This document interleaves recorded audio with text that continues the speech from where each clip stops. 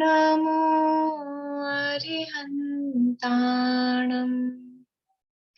नमो सिद्धाणं नमो आयर्याणं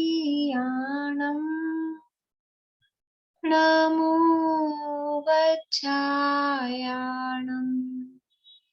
नमो लोये सवसाहुणम् तिहुवनतिलयं देवं वन्दिता तिहुवनेन्द्रपरिपूज्यं वोच्छमनुपेहाओ भवीयजनानन्दजननीयो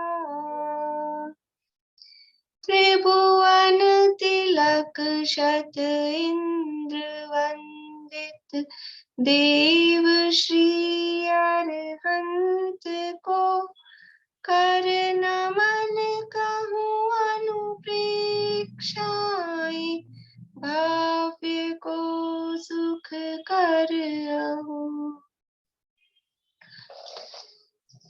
ये कार्तिकेय अनुप्रेक्षा नामक ग्रंथ है, स्वामी कार्तिकेय द्वारा रचित, और आज से हम इसका स्वाध्याय प्रारंभ कर रहे हैं। सबसे पहले ग्रंथ प्रारंभ होने से पहले ग्रंथ के लेखक रचयिता के बारे में जानना वो आवश्यक है।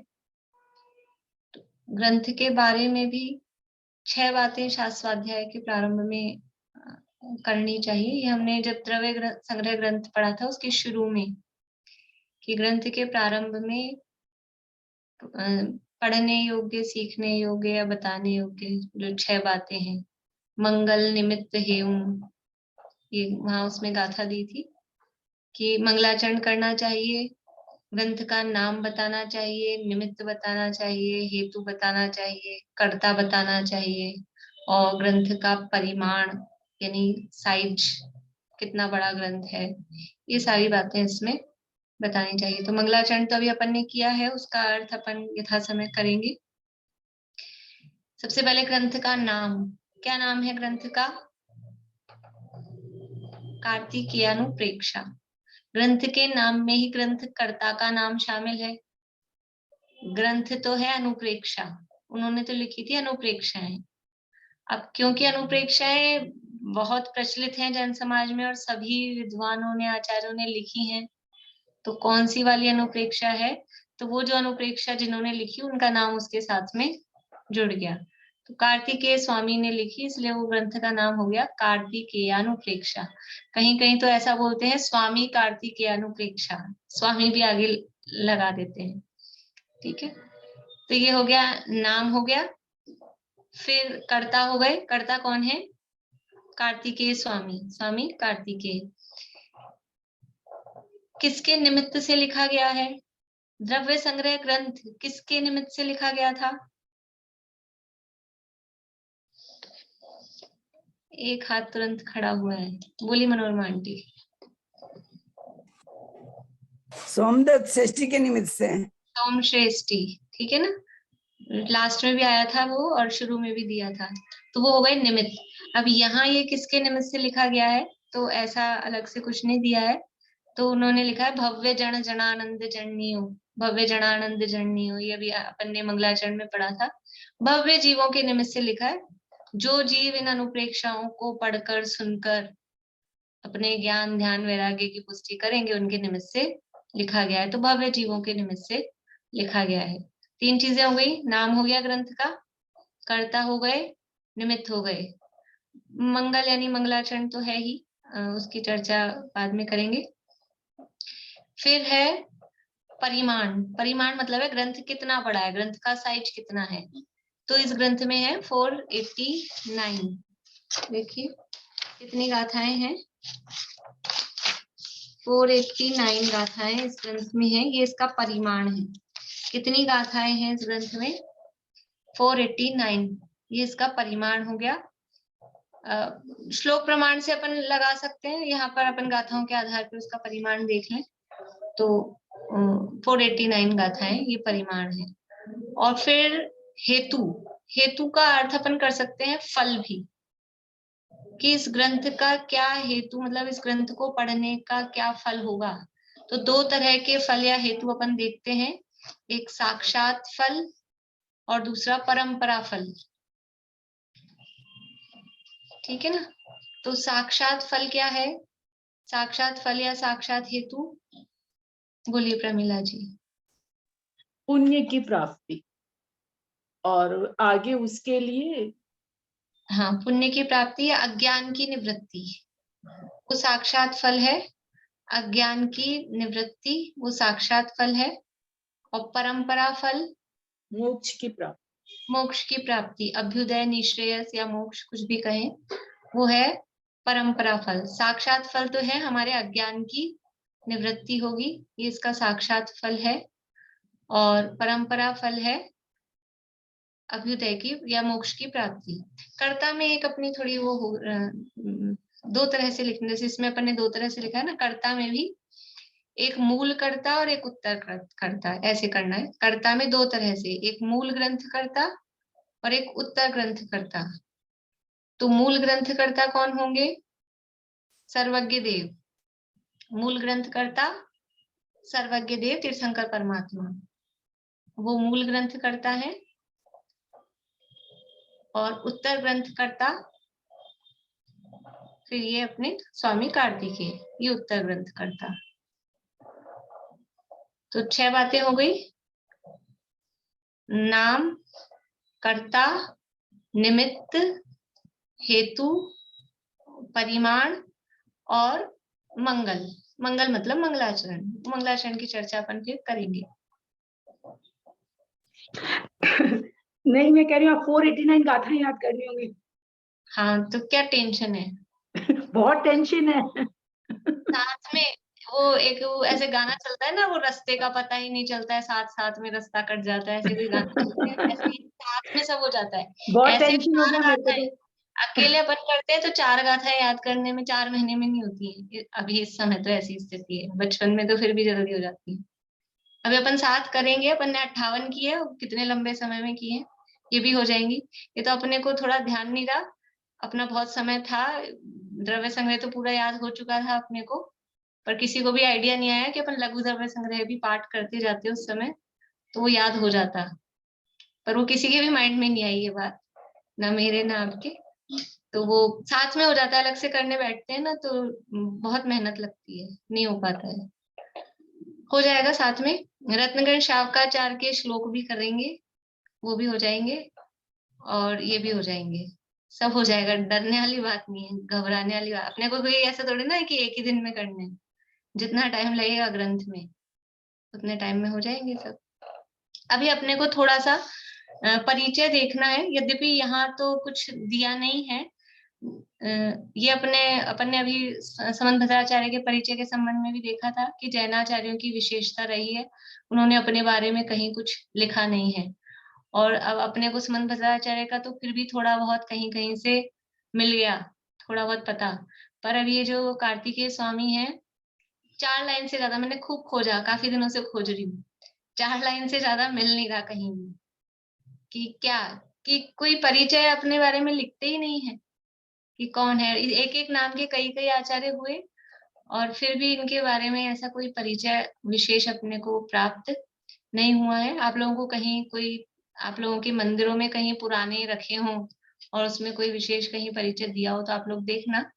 इसकी एक पहले की छपी हुई, वो कलकत्ता से ही छपी हुई है, पहले समझ लो 100 साल, मतलब 70 80 या 100 साल पहले छपी होगी।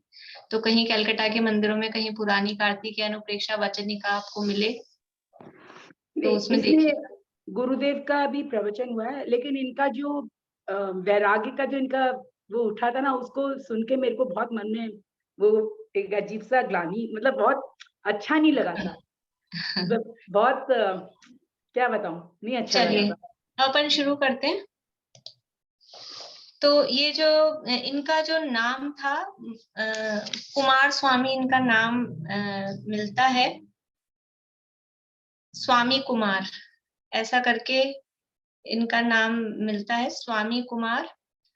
और इनके जो पिता थे वो अग्नि अग्नि नाम के राजा, वो इनके पिता थे। अग्नि नाम के राजा वो इनके पिता थे। और इनके संबंध में एक कहानी भी, मतलब कहानी मतलब किंवदंती कहें, क्योंकि रिटन में वो मुझे मिली नहीं है, जो भारती आंटी कहना चाह रहे हैं ना, रिटन में नहीं मिली है। लेकिन इनके संबंध में ऐसा प्रचलित मतलब प्रचलन में है कि इन्होंने बाल ब्रह्मचारी थे, बाल्यावस्था में इन्होंने दीक्षा धारण कर ली थी। और इनके वैराग्य का कारण क्या था कि खेलते थे, छोटे थे, गांव में सबके साथ में, बच्चों के साथ में, तो सब बच्चे छुट्टियों में अपने मामा के घर जाते थे, नाना के घर जाते थे, और ये कहीं जाते ही नहीं थे। तो इन्होंने अपनी माँ से कहा कि मुझे भी अपने नाना के घर जाना है, सब बच्चे अपने नाना के घर जाते हैं। तो वो माँ रोने लग गई, माँ रोने लग गई। फिर खूब इन्होंने पूछा, बता नहीं रही थी, फिर बताया कि जो तेरे पिता हैं वो ही तेरे नाना है। तो ये सुनकर उनको बहुत वैराग्य आया और उन्होंने बचपन में ही दीक्षा धारण की। बचपन से संस्कार धार्मिक वगैरह रहे ही।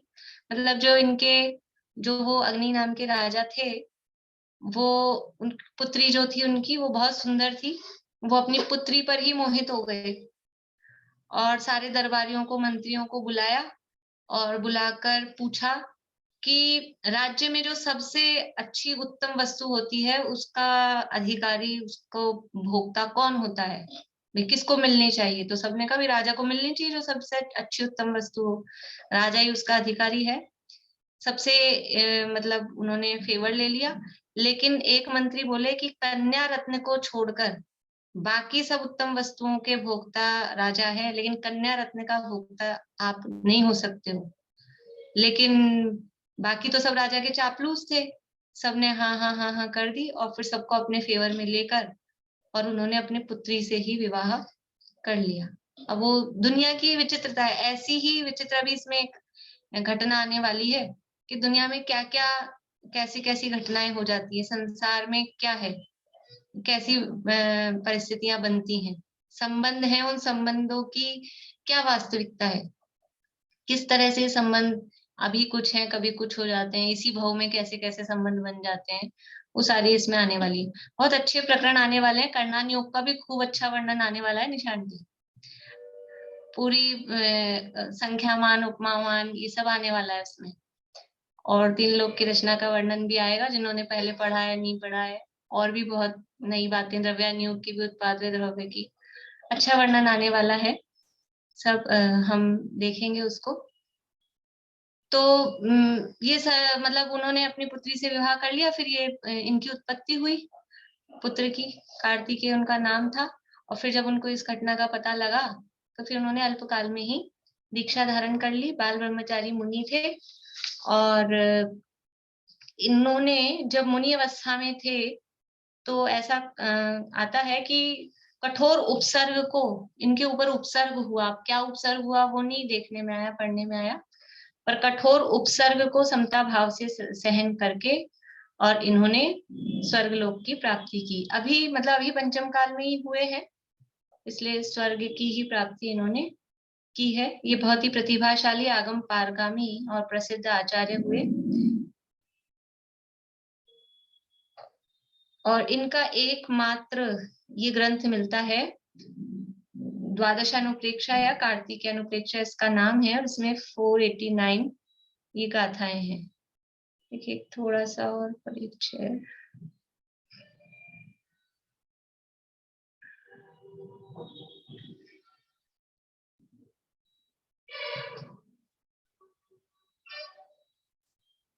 इनके गुरु का नाम विनय सेन और इनका नाम स्वामी कुमार। स्वामी कुमार इनका नाम था और दूसरा नाम ये कार्तिकेय। तो कार्तिकेय स्वामी, स्वामी कार्तिकेय, स्वामी मतलब इनके नाम के साथ में था। और इनके गुरु का नाम विनय सेन, ये इनके गुरु का नाम मिलता है। और दक्षिण भारत में ही ये हुए थे। इस तरह से इतना ही परिचय इनके संबंध में प्राप्त है। किस समय हुए, काल वगैरह के बारे में कुछ खास जानकारी नहीं है। ठीक है, अब ये तो ग्रंथ के कर्ता के संबंध में हुआ। अभी जो ग्रंथ है, ग्रंथ में क्योंकि नाम ही है अनुप्रेक्षा, नाम से हमको समझ में आ रहा है कि 12 भावनाओं का वर्णन इसमें होगा। देखो 12 भावनाओं कहते हैं अपने को ऐसा लगता है कुछ हल्की चीज है, लेकिन 12 भावनाओं का वर्णन किस लेवल पर तक हो सकता है। एक तो हम सीधे केवल पढ़ते हैं राजा राणा छत्रपति, वो स्थूल रूप से हम पढ़ते हैं। 12 भावनाओं का ये इतना डिटेल में, ये पूरे जिनागम का सार, अभी मैंने आपको कहा कर्णानियोग भी आएगा, चरणानियोग भी आएगा, द्रव्यानियोग भी आएगा, प्रथमानियोग भी आएगा। चारों अनुयोग इस ग्रंथ में शामिल हैं। अकेले इन्होंने ये अनुप्रेक्षा नाम का ग्रंथ नहीं लिखा है, कुंद आचार्य ने द्वादशानुप्रेक्षा कुंद आचार्य की है, वारसाणुरेखा, उन्होंने भी अनुप्रेक्षा का ग्रंथ लिखा। यानी अनुप्रेक्षा है तो ये तो जैन जो कोई व्यक्ति है उसका क्या कहना चाहिए, दैनिक भोजन जैसे होता है ना, ये अनुप्रेक्षाएं तो दैनिक हैं, रोज पाठ करने योग्य है। वो सब शॉर्ट में है, लेकिन उस शॉर्ट में कितना भाव हो सकता है, कितनी गहराइयां उसमें हो सकती हैं, कितना चिंतन मनन विचार उसमें हो सकता है, ये ग्रंथ हमको बताता है। इस ग्रंथ में इस ग्रंथ के एक तो संस्कृत टीका है जो शुभचंद्राचार्य द्वारा रचित है, और इसके बाद में जयपुर निवासी पंडित जयचंद जी छाबड़ा, उन्होंने इस पर वचनिका लिखी। जैसे रत्नगण शावकाचार वचनिका हम देख रहे हैं, वो पंडित सदाशिव दास जी की है, और ये कार्तिकेय अनुप्रेक्षा की वचनिका वो पंडित जयचंद जी छाबड़ा, जो हमने द्रव्य संग्रह पढ़ा था। द्रव्य संग्रह पे हमने ब्रह्मदेव सूरी की टीका से उसको देखा था, लेकिन उस पर भी जो ये जयपुर के पंडित जयचंद जी छाबड़ा हैं, उन्होंने उस पर भी वचनिका लिखी है। हमने उस वचनिका को, मैं देखती थी पर हमने ऐसे आपके साथ में नहीं पढ़ा, छोटी थी वो, काफी शॉर्ट में थी, पर उसको भी मैं अपनी इसमें लेती थी, नोट्स में भी कुछ कुछ बातें उसमें से मैंने ली है। तो ये जयचंद जी छाबड़ा ने ही द्रव्य संग्रह की भी वचनिका लिखी, और जयचंद जी छाबड़ा ने ही ये कार्तिकेय अनुप्रेक्षा की भी वचनिका लिखी है। जयचंद जी छाबड़ा का थोड़ा बहुत परिचय आपको अभी अपन ने 12 भावना वाला पाठ पढ़ा था जैन बेसिक के अंतर्गत, तब दिया था, थोड़ा भी लेते हैं वापस। एक तो ये जो यहाँ जिनकी संस्कृत टीका है आचार्य शुभचंद्र की, वो शुभचंद्र आचार्य अलग हैं, और एक शुभचंद्र आपने नाम सुना होगा, ज्ञानार्णव के रचयिता एक शुभचंद्र आचार्य। आपने कहानी सुनी होगी कि वो एक भर्तरी थे और एक शुभचंद्र थे, दो भाई थे, दोनों घर से निकल गए, राजा के पुत्र थे। तो शुभचंद्र तो मुनि बन गए और भर्तरी कोई दूसरे साधु बन गए, और उन्होंने तपस्या करके, भर्तरी ने 12 साल की 20 साल तपस्या करके और सोना बनाने का एक रसायन बनाया जिससे सोना बन सके। और इधर ये दिगंबर मुनि हो गए थे शुभचंद्र, ये तपस्या कर रहे थे। फिर वो भर्तरी को सुधाई कि मेरा भाई कहाँ है, जरा पता करूं, और अपने शिष्य को भेजा, और शिष्य ने बताया कि वो तो नंग धड़ंग कुछ भी नहीं है उनके पास, तो नंगे बाबा हैं वो तो, बिल्कुल कुछ नहीं। तो वो जो उन्होंने रसायन बनाया था भर्तरी ने, वो आधा रसायन अपने भाई के लिए भेजा शिष्य के साथ कि तू जाके मेरे भाई को दिया, वो ऐसे दीन दुखी गरीब हालत में है। तो वो शिष्य गया और ले जाके शुभचंद्र मुनिराज को वो रसायन दिया। तो वो तो मुनिराज थे, उन्होंने वो उसने दिया, उन्होंने मिट्टी में डाल दिया। तो वो शिष्य बहुत नाराज हुआ और जाके कहा कि अपने भर्तरी को कि वो तो दिमाग से भी किसके भी लगते हैं, वो तो नंगे धड़ंग तो है ही, उतना कीमती रसायन मैंने उनको दिया था और उन्होंने तो मिट्टी में फेंक दिया, सारा बर्बाद कर दिया। तो भर्तरी बोले नहीं नहीं मेरी गलती हो गई, मुझे खुद को ही जाना चाहिए था। और वो वापस बचा हुआ आधा लेके गए और कहा कि भैया आप इतने गरीब दुखी हालत में हो, मैंने ये तपस्या करके रसायन बनाया है, अब इससे अपन सोना बनाएंगे तो अपनी दरिद्रता दूर हो जाएगी आपकी। तो फिर शुभचंद्र बोले कि क्या सोने की घर में कमी थी, राजा के पुत्र थे दोनों, बोले घर में क्या सोने की कमी थी, इसलिए हमने घर छोड़ा था, और तेरा ये रसायन क्या मिट्टी को सोना बना सकता है। और फिर उन्होंने अपने सिर से थोड़ा सा पसीना निकाला और सामने वाले पहाड़ पर डाल दिया, वो पूरा पहाड़ सोने का हो गया, उसका नाम है सोनागिरी। जिसे हम सोनागिरी कहते हैं ना, इसलिए उसका नाम सोनागिरी है। तो ये तो दिगंबर मुनिराजों को रिद्धि के प्रभाव से ऐसी ऐसी, ये अपने तप के प्रभाव से ऐसी ऐसी रिद्धियां तो हो ही जाती हैं। इसके लिए अलग से ये रसायन बनाने की क्या जरूरत है। फिर वो भर्तरी उनके चरणों में पड़ गए और फिर वो भी दिगंबर मुनि हो गए और फिर बाद में उन्होंने साधना की। तो वो एक शुभ चंद्राचार्य थे। वैसे तो उनकी बात नहीं थी, लेकिन मुझे लगा कि आप लोगों को कहानी थोड़ी जानकारी दे दी जाए, इसलिए वो शुभ चंद्र ये नहीं है, ये मैं बता रही थी। वो शुभ चंद्र आचार्य ज्ञानार्णव के रचयिता हैं, वो दूसरे हैं। और ये जो कार्तिक अनुप्रेक्षा के टीकाकार हैं, ये दूसरे शुभ चंद्र हैं, कोई और शुभ चंद्र है। इनको भट्टारक के पद पे आसीन थे, जिन्होंने ये कार्तिक अनुप्रेक्षा की टीका लिखी है। फिर इसके बाद में जो वचनिका लिखी है, वचनिका पंडित जयचंद जी छाबड़ा ने, जो जयपुर के ही विद्वान हुए हैं। जयपुर के पास में फागी नाम का गांव था, वहां उनका जन्म हुआ था। और फिर जयपुर में ही पंडित टोडामल जी आदि विद्वानों के सानिध्य में रह के, टोडामल जी के बाद में जो मंदिर है, बड़ा मंदिर जयपुर का टोडामल जी के मंदिर के नाम से प्रसिद्ध है, वहां पर काफी समय तक उन्होंने प्रवचन किए और लगभग 16-17 ग्रंथों की वचनिकाएं लिखी। तत्वार सूत्र की वचनिका, समय सार की वचनिका, प्रमेय रत्नमाला, आप्तमीमांसा, द्रव्य संग्रह, कार्तिकीय अनुप्रेक्षा, चंद्रप्रभ चरित्र और पद्य वगैरह भी कुछ उन्होंने, ज्ञानार्णव की वचनिका, बहुत सारी वचनिकाएं उन्होंने जयचंद जी छाबड़ा ने लिखी है।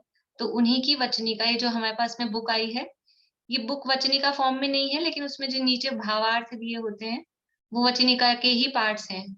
पूरी एज इट इज वचनिका उसमें वैसे मतलब उस फॉर्म में नहीं लिखी है, लेकिन वो जो भावार्थ दिए हैं नीचे, वो उस वचनिका के ही आपको इसमें शुरू में देखने को भी मिलेगा। जो फर्स्ट पेज है उसमें लिखा है, पंडित जयचंद छाबड़ा कृत ढूंढारी भाषा से हिंदी रूपांतरकार। मतलब पंडित जयचंद जी छाबड़ा की जो ढूंढारी भाषा में थी, उसको हिंदी ट्रांसलेट किया है ये पंडित महेंद्र कुमार जी पाटनी, किशनगढ़ वाले हैं। इसलिए वो उसको आधुनिक तरीके से दिया है। वचनिका होती है वो पूरी कंटिन्यूअसली लिखी हुई होती है। तो ये जयचंद जी छाबड़ा की वचनिका इसमें अपने को साथ में पढ़ने को मिलेगी। बोलिए भारती आंटी। नहीं, मैं इनका टाइम के बारे में थोड़ा सा आइडिया लेना चाह रही थी कि कितने, मतलब किस, बिल्कुल भी आइडिया नहीं किस समय के थे। मुझे किसी भी ग्रंथ में मिला नहीं उनका टाइम। एक नहीं, जैसे गुरुदेव श्री के जो प्रवचन वाली गुजराती बुक है, उसमें ईसवी सन उसमें दिया है ईसवी सन 1008। ये गुरुदेव के प्रवचनों की जो बुक है गुजराती वाली, उसमें ये दिया है। बाकी अपनी और जो भी हिंदी की जो भी बुक्स हैं, उनमें कहीं भी इनका टाइम नहीं मिला है। तो मतलब जो बिल्कुल रफ, जैसे अमृतचंद आचार्य के समय के थे कि उसके पहले के थे, कुछ नहीं पता। नहीं, उसके बाद ही ईसवी सन 1008 कहा है, तो लगभग तभी मतलब हुए होंगे। बोलिए रजनी जी। ये वचनिका और टीका में फर्क क्या हुआ? देखिए, वचनिका का मतलब है कि जो अभी प्रचलित भाषा है हिंदी वगैरह, जैसे उस समय ढूंढारी चल रही थी, हिंदी का ही एक टाइप था ढूंढारी, उसमें वो लिखना व्याख्या, वो कहलाती थी वचनिका। और टीका का मतलब है वो संस्कृत में भी हो सकती थी, हिंदी में भी हो सकती थी, टीका को ही वचनिका। लेकिन उस समय उस जो वो ढूंढारी में जो लिखी जाती थी, उनको वचनिका शब्द से वाचन करने वाली जो हो, मतलब वो इतनी अच्छी उसमें सरल कर दिया जाता था कि आप वाचन कर लो तो आपको समझ में आ जाए। जैसे ये रत्नग्रंथ शावकाचार्य है ना, वचनिका, कोई उसको पढ़ाने के लिए किसी की पंडित की विद्वान की जरूरत नहीं है, वो अपन खुद ही पढ़ें तो इतनी सरल भाषा में लिखी है कि अपन पढ़ते जाओ तो समझ में आ जाए, इसलिए उसको वचनिका कह देते थे। बाकी और कोई खास अंतर टीका में वचनिका में नहीं है। पर आपने जैसे कहा कि ये मतलब कि इसी शताब्दी में हुए हैं, पंचम काल में, तो ये स्वर्ग में ही गए होंगे। तो ऐसे तो कुंद आचार्य वगैरह भी सब इसी काल में पैदा हुए हैं। हाँ, सब स्वर्ग ही गए, तब स्वर्ग ही गए, मतलब ये कोई भी मोक्षगामी अभी नहीं है। अभी नहीं।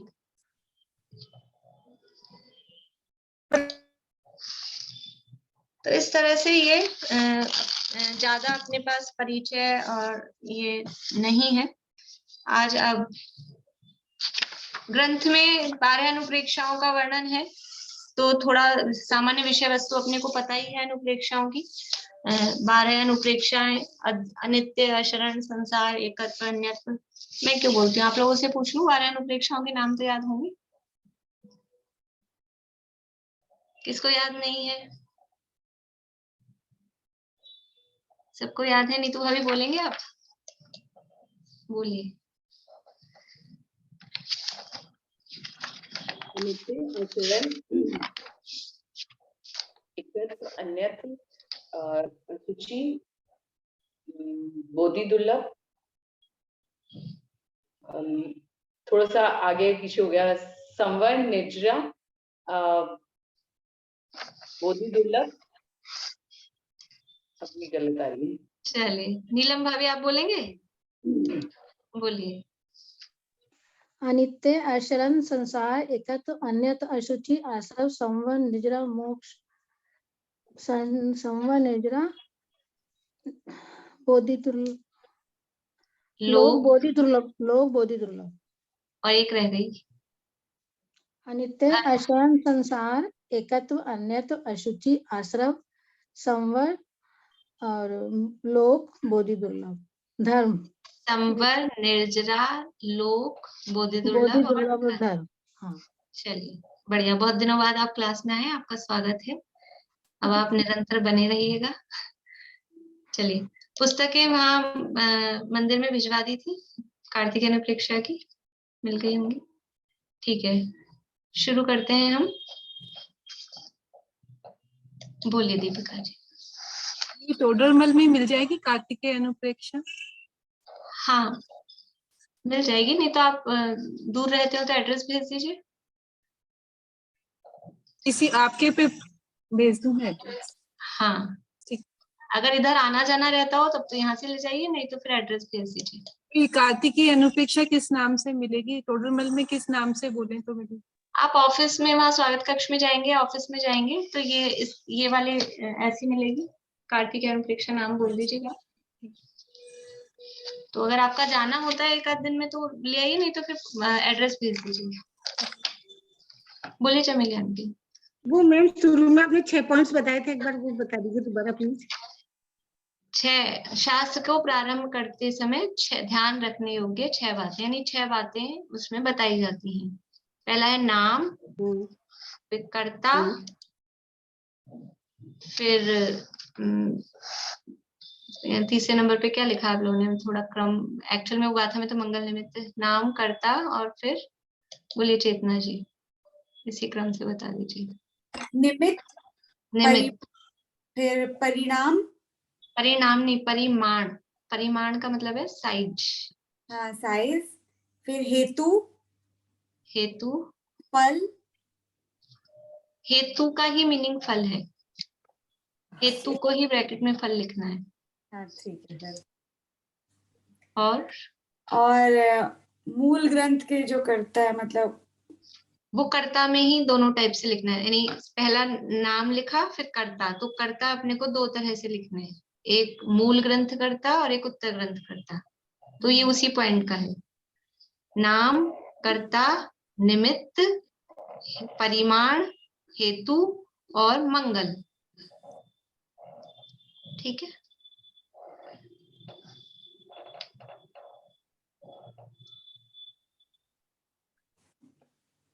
शुरू करते हैं। मेरे हिसाब से ग्रंथ सबके पास पहुंच गए, रेणु जी को छोड़ के।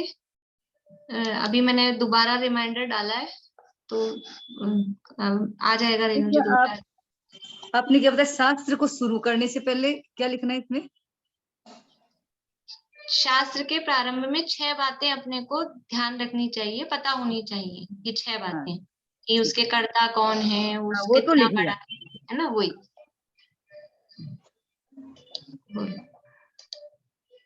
मेरे पास भी नहीं है अभी ये। आदर्श नगर के मंदिर में भिजवाइए, आप वहां से ले पाएंगे? हाँ हाँ ठीक है, हाँ वहां से ले। ठीक ठीक। हाँ ठीक। हाँ विनीता आंटी, यही वाला है, यही वाला है।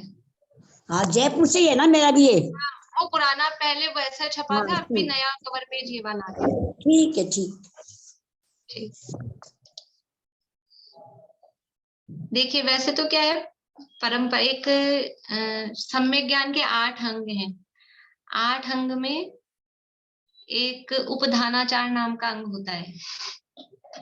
उपधानाचार नाम सुने होंगे आपने, शब्दाचार, अर्थाचार, उभयाचार, कालाचार, विनयाचार, उपधानाचार, अनिन्नवाचार। ये सम्यक ज्ञान के, जैसे सम्यक दर्शन के निशंकित निकांक्षित होते हैं ना, वैसे सम्यक ज्ञान के 8 अंग होते हैं। तो उस उपधानाचार का क्या अर्थ होता है कि हम कोई शास्त्र प्रारंभ कर रहे हैं, लिखना, पढ़ना, स्वाध्याय करना, तो कोई नियम लेते हैं। कोई काम चालू करते हैं ना, तो ध्यान आ गया कुछ लोगों को, ऐसी कुछ परंपरा होती है कि हम ये काम चालू कर रहे हैं, तो जब तक हमारा ये काम पूरा नहीं होगा तब तक हमारा ये नियम है।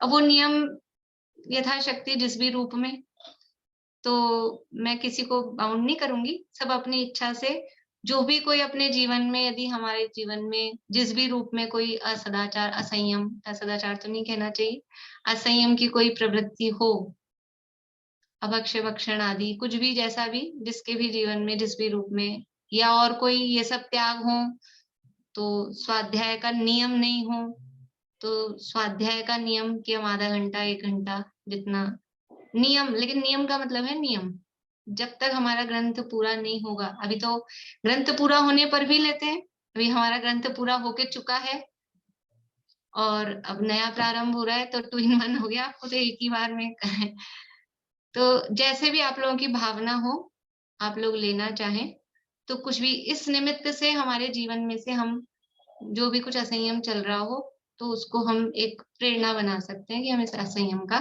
त्याग कर सकें। इसलिए जिसकी जैसी भी जो भी इच्छा हो, भावना हो, मैं कोई ना तो नियम का नाम बताऊंगी, ना मैं किसी को बाउंड करूंगी, लेकिन आपकी जैसी जिसकी भावना हो, जब तक ग्रंथ पूर्ण नहीं हुआ, ये ध्यान रखना है। हम अगर नियम ले रहे हैं तो ऐसा नहीं हो कि फिर भूल ही जाए नियम लेके ये कब तक का लिया है क्या। नियम और प्रतिज्ञा में एक फर्क है। एक ही बात है।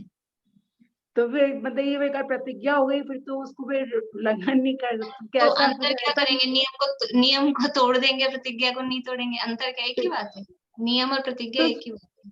तो स्वाध्याय का लिए तो अगर मान लीजिए कहीं बाहर भी गए हैं तो फिर बस जैसे कि तो बाहर कहीं भी भी जाए सुन तो लिए। भी देखो, स्वाध्याय 5 तरह का है, और बाहर भी जाए तो आजकल तो ये कोई एक्सक्यूज ही नहीं है, क्योंकि आजकल तो बहुत सुविधाएं हैं।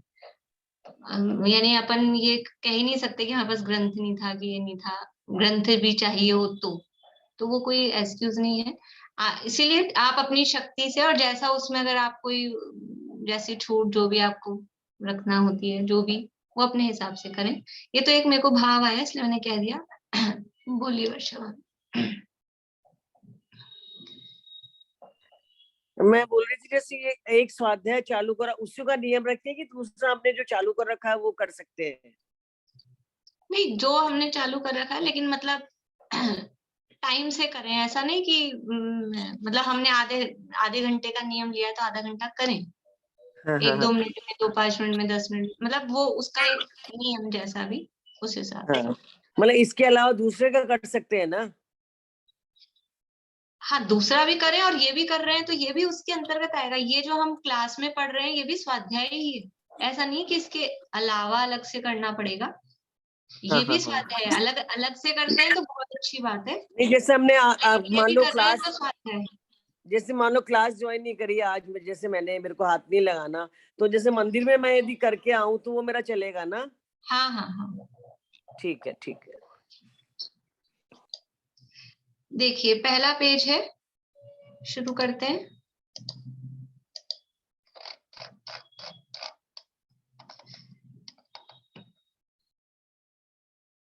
ओम श्री परमात्मने नमः। श्रीमद स्वामी कार्तिकेय प्रणीत, प्रणीत मतलब उनके द्वारा लिखा गया, कहा गया। कार्तिकेयानुप्रेक्षा, भाषानुवाद, भाषानुवाद मतलब जो पंडित जयचंद जी छावड़ा ने उसको भाषा कहते थे, उन्होंने भाषा टीका, भाषा टीका मतलब हिंदी में लिखी है ना, तो उसको भाषानुवाद कहते हैं। भाषानुवाद सहित भाषाकार का मंगलाचरण, मतलब कौन है ये भाषाकार? पंडित जयचंद जी छावड़ा। अब पहले उन्होंने मंगलाचरण लिखा है। मूल ग्रंथकर्ता जो कार्तिकेय स्वामी, उनका मंगलाचरण तो आगे आएगा। अभी तो जो वचनिकाकार या भाषाकार या टीकाकार कुछ भी कहें, उन्होंने अपना मंगलाचरण हिंदी में लिखा है, पढ़ते हैं। प्रथम ऋषभ जिन धर्म कर, सन्मति चरम जिनीश, विघन हरन मंगल करन, भवतम दुरित दिनेश।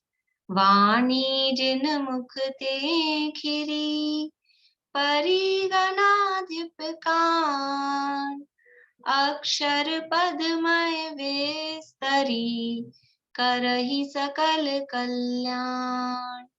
गुरु गणधर गुणधर सकल, प्रचुर परम्पर और, व्रत तप धर तनु नगन तर, वंदो वृष शिर मोर। स्वामी कार्तिकेय मुनि, बारह भाव न भाय, कियो कथन विस्तार करी, प्राकृत छंद बनाए। ताकि टीका संस्कृत, करी सुधर शुभ चंद, सुगम देश भाषा मई, करुँ नाम जय चंद। पढ़हु पढ़ावहु भव्य जन, यथा ज्ञान मन धारी, करहु निर्जरा कर्म की, बार बार सुविचार, बार बार सुविचार। देखिए मंगलाचरण क्यों किया जाता है उसके भी आगे आएगी इसमें चर्चा। वैसे हम द्रव्य संग्रह में पढ़ चुके हैं मंगलाचरण करने के कारण, लेकिन सामान्य रूप से हम समझते हैं मंगलाचरण, मंगल यानी मंगल किसे कहते हैं? मंगल किसे कहते हैं?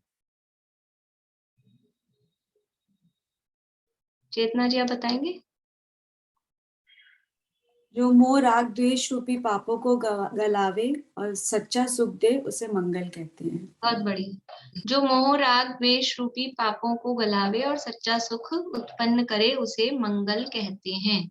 तो ऐसा आचरण यानी ऐसा हम कुछ कर रहे हैं जिससे हमारे पाप नष्ट हो जाए, सुख उत्पन्न हो जाए, इसके लिए मंगलाचरण कि जो भी हमारे पाप हैं, विघ्न हैं, वो नष्ट हो जाए। तो हम काम क्या कर रहे हैं? शास्त्र का प्रारंभ कर रहे हैं, शास्त्र लिख रहे हैं। तो शास्त्र की निर्विघ्न समाप्ति के लिए कोई भी काम करते हैं, शादी ब्याह में महिला संगीत करते हैं तो ही सबसे पहले क्या करते हैं? ये मंगलाचरण, क्योंकि महिला संगीत हमारा और ये शादी ब्याह वो निर्विघ्न समाप्त हो जाए। तो कोई भी काम करते हैं उसकी निर्विघ्न समाप्ति के लिए मंगलाचरण किया जाता है। ये सामान्य, बाकी और विशेष विचार कारण आगे देने वाले हैं। तो उसमें क्या करते हैं निर्विघ्न समाप्ति के लिए कि इष्ट देवता को याद किया जाता है, इष्ट देवता को नमस्कार किया जाता है। तो हमारे इष्ट देव कौन है? हमारे इष्ट देव एक नहीं है, 5 हैं, पंच परमेष्ठी। तो पंच परमेष्ठियों को नमस्कार किया जाता है। एक को भी करेंगे तो 5 को होगा, 2 को करेंगे तो भी 5 को होगा। पंच परमेष्ठी हमारे इष्ट हैं। या दूसरे शब्दों में कहें तो देवशास गुरु, उसमें भी पंच परमेष्ठी शामिल है। देव में अरहंत और सिद्ध भगवान, गुरु में आचार्य उपाध्याय साधु। पंच परमेष्ठियों को नमस्कार किया जाता है। तो यहाँ सबसे पहले जो देव हैं उनको नमस्कार किया जा रहा है। प्रथम ऋषभ जिन धर्म कर, सबसे पहले धर्म किसने किया? धर्म का प्रारंभ इस युग में, धर्म का प्रारंभ मतलब धर्म का प्रवर्तन। धर्म तीर्थ के प्रवर्तक होते हैं तीर्थंकर। इस युग में सबसे पहले धर्म की शुरुआत, धर्म का प्रवर्तन किसने किया? ऋषभ देव भगवान। सबसे पहले मुनि कौन बने इस युग में? ऋषभ देव। सबसे पहले केवल ज्ञानी अरहंत परमात्मा कौन बने इस युग में? वो भी ऋषभ देव। इसलिए प्रथम ऋषभ जिन, सबसे पहले जो ऋषभ भगवान है, ऋषभ जिनेन्द्र भगवान है, जिन्होंने क्या किया? धर्म किया। धर्म किया नहीं, धर्म तीर्थ के वो करता हुए। ऐसे पहले आदिनाथ भगवान और सन्मति चरम जिनेश, सन्मति महावीर भगवान, महावीर भगवान सन्मति, वो चरम, चरम यानी अंतिम, वो अंतिम जिनेश हुए, अंतिम तीर्थंकर हुए। पहले ऋषभदेव भगवान वो धर्मकर, धर्मकर यानी तीर्थंकर, धर्म तीर्थ के कर्ता, वो पहले तीर्थंकर हुए, और जो सन्मति महावीर भगवान है वो अंतिम तीर्थंकर हुए। तो खाली 2 ही तीर्थंकरों को नमस्कार किया, ऋषभदेव और महावीर, पहले को ले लिया, अंतिम को ले लिया। इसका मतलब क्या है, ऋषभदेव से लेकर महावीर तक 24 इसमें शामिल हुए, 24 तीर्थंकरों को नमस्कार कर रहे हैं। विश्वादि महावीर पर्यंत चतुर्विंशति तीर्थंकरेभ्यो बोलते हैं ना, तो ऋषभदेव से लेके सन्मति महावीर भगवान तक सबको याद किया। कैसे हैं ये ऋषभदेव से लेके महावीर तक के तीर्थंकर? विघ्न हरण, विघ्नों को हरने वाले, विघ्नों को दूर करने वाले, और मंगल करण, और मंगल करने वाले। विघ्न क्या है हमारे ऊपर क्या विघ्न आया है? कोरोना तो टल गया, अब कौन सा विघ्न आया है? पहले पढ़ाते थे आप तो हमको लगता है विघ्न हरण ठीक है, अभी भी आ रहा है, अभी भी फैल रहा है दुनिया में। कौन सा विघ्न है हमारे? कौन सा विघ्न है? बोलिए रजनी जी, क्या विघ्न है आपको? मिथ्यात्व, मोह, राग, द्वेष, कषाय। बढ़िया। ये जो मिथ्या दर्शन ज्ञान चारित्र है, ये मोह राग द्वेष है, ये कषाय है, यही विघ्न है। और कोई हमारे लिए दूसरा विघ्न नहीं सांसारिक। दुख का कारण, दुख रूप क्या है? ये अपनी अज्ञानता, अपना मिथ्यात्व, वही विघ्न है। उसको हरने वाले हैं, आपदाओं को हरने वाले, विघ्न को हरने वाले। ये आपदा है मिथ्यात्व, कोरोना नहीं आपदा, आपदा है मिथ्यात्व। उसको हरने वाले, मंगल को करने वाले, यानी पापों को दूर कर रहे हैं, सुख को ला रहे हैं, ऐसा मंगल करने वाले हैं।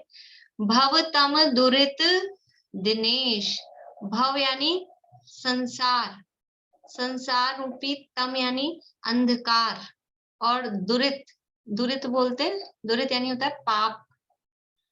दुरित मूल दुर्गति को, भाई किसी में आती है लाइन, किसी पूजा में। दुरित का अर्थ होता है पाप। तो ये संसार में जो पाप रूपी अंधकार जो छाया हुआ है, पूरा संसार में पाप रूपी अंधकार छाया हुआ है, उसके लिए क्या है? दिनेश, दिनेश यानी, दिनेश का अर्थ सूर्य, दिन का ईश, दिनेश। दिन का राजा कौन है? दिन के समय का राजा सूर्य। तो संसार रूपी, संसार में जो पाप का अंधेरा छाया हुआ है, उसके लिए आप सूर्य के समान हो। ऋषभ देव से लेके और महावीर अंतिम तीर्थंकर तक सभी तीर्थंकर विघ्नों को हरने वाले हैं, मंगल को करने वाले हैं, और संसार में पाप रूपी अंधेरे को हरने के लिए सूर्य के समान है।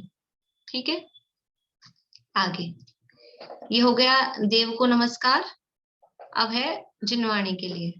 वाणी जिनमुख ते खिरी, परी गणाधिप कान। वाणी, जिनेंद्र भगवान की जो वाणी है वो कहाँ से खिरी? जिन मुख ते, जिनेंद्र भगवान के मुख से। भगवान की तीर्थंकर परमात्मा को केवल ज्ञान होता है, फिर दिव्य ध्वनि खिरती है। कहाँ से खिरती है? कहाँ से बोलते हैं? मुंह से बोलते हैं, सभी जीव मुंह से बोलते हैं। देखिए नहीं, ऐसा अपन ने सुना है सर्वांग से खिरती है, लेकिन क्योंकि वाणी खिरने का स्थान संसार अवस्था में भी मुख ही था, तो भगवान जो तीर्थंकर परमात्मा है उनके होठ नहीं हिलते, जैसे हमारे होठ हिल हिल के आवाज बाहर निकल रही है, ऐसे उनके होठ नहीं हिलते हैं। होठ नहीं हिलते, लेकिन फिर भी जो वाणी, अब वाणी खिर रही है, निकल रही है, तो ऐसा प्रतीत होता है कि वो सब जगह से निकल रही है, सर्वांग से खिर रही है। लेकिन शास्त्रों में इसके प्रमाण अधिक मिलते हैं कि जिनवाणी स्थितियों में भी देखेंगे, यहाँ पे भी ये कहा है, वाणी जिन मुख ते खिरी, वीर हिमाचल ते निकसी गुरु गौतम के मुख कुंड ढरी है। तो वो मुख की ही बात और भी दूसरी स्तुति में उसमें आता है, तीर्थंकर परमात्मा के मुख से खिरने का ऐसा। तो उसमें कोई वो वाली बात नहीं है, क्योंकि होठ नहीं हिलते हैं ना, तो भाषित ऐसा होता है कि सर्वांग से खिर रही है। लेकिन वाणी खिड़ने का स्थान, क्योंकि सब जीवों का मुख ही होता है, मुख से ही वाणी खिड़ती है, इसलिए भगवान के भी उसी मुख की ही उपमा उसको दी जाती है। तो जो वाणी है वो जिनेंद्र भगवान के मुख से खिरी, और फिर वो मुख से खिरी तो फिर कहाँ गई? परिगणाधिप कान। वो पड़ी, कहाँ जाके पड़ी? मुख से खिरी, कहीं से चीज छूटेगी निकलेगी तो कहीं जाके पड़ेगी। कहाँ पड़ी? गणाधिप यानी गणधरों के कान में जाके पड़ी। भगवान की वाणी खिरी और गणधर परमात्मा के गणधर आचार्य गणधर के कान में जाके वो पड़ी, यानी वहां गई। और फिर क्या हुआ? अक्षर पद में विस्तरी, वो तो वाणी उनके कान में पड़ी, और कान में पड़ने के बाद में उन्होंने अक्षर पद में उनका विस्तार किया, उस वाणी को अक्षरों में, और द्वादशांग रूप, ये पद है ना द्वादशांग के पद, उसमें उसका विस्तार किया, यानी द्वादशांग में उसको गूंथ दिया, 12 अंगों में उसको गूंथ दिया गणधरों ने।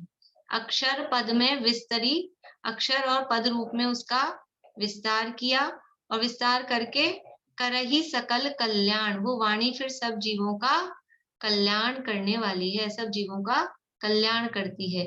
जिन भगवान के मुख से वो वाणी खिरी, गणधरों के कान में पड़ी, तीर्थंकर की धुनी गणधर ने सुनी, अंग रचे चुनी ज्ञानमयी, सो जिनवर वाणी शिव सुखदानी, त्रिभुवन मानी पूज्य भई। वही बात समझ लीजिए, वही भाव यहाँ दिया है।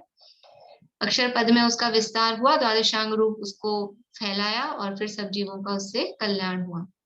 ये देव का बात हुई थी, वाणी शास्त्र की बात हो गई। अब है गुरु।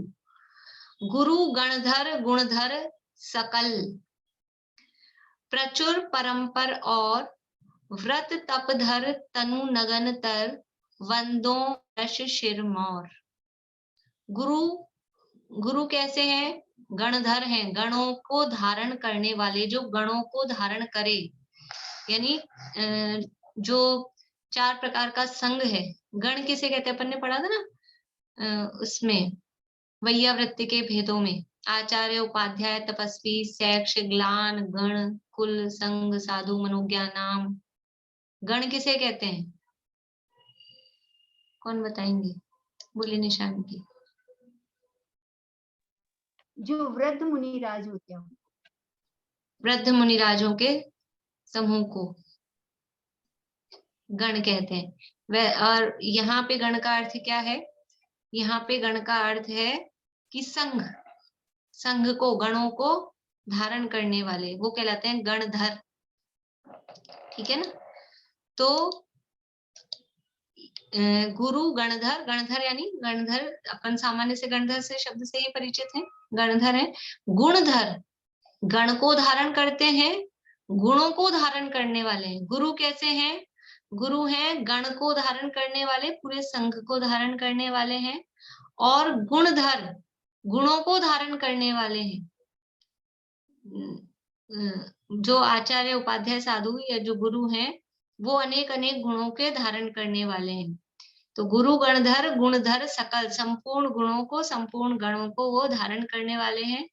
प्रचुर परंपर और पूरी परंपरा को, प्रचुर परंपर और प्रचुरता से, परंपरा रूप से जो और भी संपूर्ण रूप से जो परिपाटी है, उसको भी वो धारण करते हैं। व्रत तप धर, व्रत धारण करते हैं, तप धारण करते हैं। तनु नगन तर, तनु यानी शरीर, शरीर से नगनतर हैं, नग्न रहते हैं। नगन, नगनतर, नगनतम, ऐसे डिग्रीज बनती है ना, तो ये नगनतर है, यानी और विशेष रूप से नगन है शरीर से। वंदो वृष शिरमौर, मैं वंदना करता हूं किसको? जो धर्म के, वृष यानी धर्म के शिरमौर हैं, धर्म के शिरमौर। सिरमौर, सिर उस दिन बताया था, एक चूड़ामणि, रत्न शावकाचार्य की क्लास में बताया था, सिर पे धारण करने वाला जो आभूषण, चूड़ामणि। ये शिरमौर भी चूड़ामणि के अर्थ में, शिर का, इसको मोर, मोर भी बोलते थे, मुकुट को, मुकुट को मोर बोलते हैं ना। सिर पर मुकुट को कहाँ धारण किया जाता है? सिर पे, तो सिर पे धारण करने वाला ये मुकुट, उसको शिरमौर, ये हमारे शिरमौर है, मतलब हमारे सिर के मस्तक के मुकुट है, मतलब उच्च स्थान पर इनको हम धारण करते हैं। तो गुरु कैसे हैं? गुरु गणधर है, गुणधर है, सकल प्रचुर परंपरा जो आचार्यों की है, मुनिराजों की है, वो गुणधर है, गणधर है, और वो व्रत तप धारण करने वाली है। जितनी भी परंपरा आचार्यों की है, वो सब व्रत तप धारण करने वाली है, शरीर से नग्न रहने वाली है, और धर्म के वो सिरमौर हैं, उनको हम वंदना करते हैं। इस तरह से ये 3 छंद हुए हैं। 240 तक लेना है या 230 तक ही पूरा करें? टाइम हो गया है। अच्छा, एक बात और पूछनी थी मुझे कि वो अभी आप लोग अगर बैठे तो द्रव्य संग्रह का पेपर डिस्कस करना है, जो भी इंटरेस्टेड हो तो आज कर लें। हाथ खड़ा करें।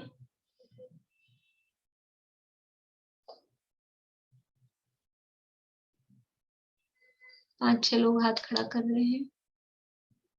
ठीक है, कर लेते हैं अपने, बाकी लोग फिर रिकॉर्डिंग सुन लेंगे, अपन डिस्कस करके वो एक विकल्प है तो उसको पूरा कर लें। तो इसको अभी यहीं पूरा करते हैं। ये 3 छंद अपने हुए देवशास गुरु को नमस्कार करने वाले। बाकी के 3 छंदों की चर्चा अपन कल करके, कल जो मूल ग्रंथ का मंगलाचरण है उसकी चर्चा भी कल अपन करेंगे। अभी यहीं पूर्ण करते हैं।